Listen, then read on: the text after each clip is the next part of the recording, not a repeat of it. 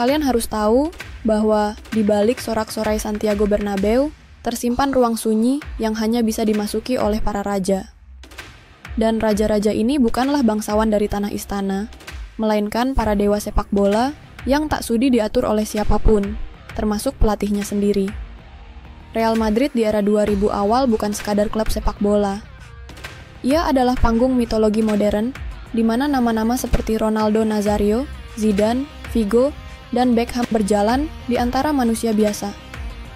Namun, bahkan di antara dewa, ada intrik, ada ego, dan ada aturan tak tertulis yang tidak boleh dilanggar. Roberto Carlos, salah satu sosok kunci dalam kisah ini, akhirnya buka suara. Ia bercerita tentang ruang ganti yang bukan sekadar ruang tukar baju, melainkan kerajaan suci. Tak semua orang boleh masuk dengan selamat. Bahkan, tidak semua pelatih mampu bertahan di dalamnya. Ruang ganti itu milik pemain, kata Carlos dengan nada datar, namun menyimpan bara lama. Tahun 2004. Jose Antonio Camacho, mantan pemain yang keras kepala, mencoba menegakkan aturan. Latihan pukul 7 pagi. Tanpa senyum. Tanpa kompromi. Tapi dia lupa satu hal. Di ruang itu, pelatih adalah tamu. Dan raja-raja tidak suka dibangunkan pagi-pagi.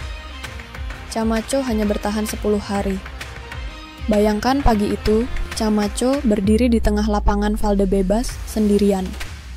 Jam menunjukkan pukul 4:20 pagi. Langit Madrid masih suram. Tapi tidak ada satupun pemain datang. Mereka sedang menjaga kebiasaan, dan pelatih yang mengusik kebiasaan akan diusir seperti angin musim dingin.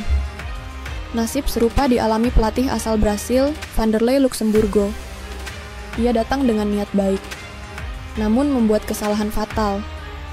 Ia melarang anggur dan bir di meja makan para pemain. "Jangan lakukan itu," kata Carlos pada Luxemburgo. "Itu bukan hanya kebiasaan, itu bagian dari kami." Namun sang pelatih bersikeras. Dan 3 bulan kemudian, ia pun ditelan sejarah Bernabeu. Lalu, siapa yang bertahan?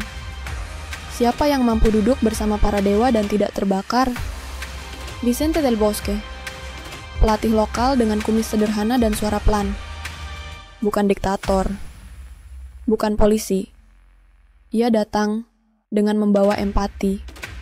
Ia tahu Zidane butuh ruang untuk berpikir. Ia paham Ronaldo tidak bisa dipaksa. Ia mengerti para raja tidak ingin dijadikan prajurit. Maka ia tidak membuat aturan. Ia hanya menciptakan suasana. Latihan tidak lagi pukul 11 pagi, tapi pukul 17 Balsus, karena ia tahu tidak akan ada yang datang lebih pagi dari matahari. Dan para pemain, mereka mencintainya, karena ia tidak datang untuk mengubah, tapi memahami. Jika kamu pernah menyaksikan gol salto Zidane, senyuman Ronaldo, atau selebrasi Beckham di pinggir lapangan, mungkin kamu tak pernah menyangka bahwa di balik itu semua, terdapat intrik yang lebih dalam dari ruang taktik pelatih. Terdapat benturan kepribadian yang lebih besar dari skor akhir pertandingan. Los Galacticos bukan hanya proyek ambisi. Ia adalah eksperimen sosial tentang seberapa jauh kekuatan pemain bisa menenggelamkan kekuasaan pelatih. Dan mungkin kamu juga punya pendapat soal ini. Haruskah ruang ganti dikendalikan pemain? Atau justru klub harus lebih berani mengatakan, "Cukup"? Tulis di komentar. Karena ruang diskusi ini tidak seperti ruang ganti, terbuka untuk siapa saja.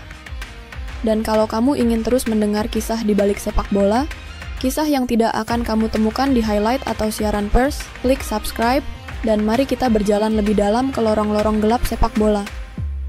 Los Galacticos berakhir, bukan karena kehabisan uang, tapi karena terlalu banyak ego yang tidak bisa dijinakkan. Sebuah proyek yang mendatangkan segalanya, kemewahan, trofi, kekuasaan, dan ketenaran. Tapi juga membawa keretakan di ruang paling sakral bernama kamar ganti. Kini, kita tahu bahwa Real Madrid saat itu bukan hanya klub, tapi kerajaan dengan banyak raja dan tanpa satupun penasihat yang bertahan lama. Roberto Carlos membuka sedikit tirai dan memperlihatkan dunia bahwa bahkan para legenda pun pernah hidup dalam dunia yang tidak sempurna. Karena di balik semua sorotan, di balik semua trofi dan standing ovation, selalu ada satu bagian dari cerita yang tidak ditulis di buku sejarah. Dan disitulah kita, para penikmat cerita gelap, memulai langkah.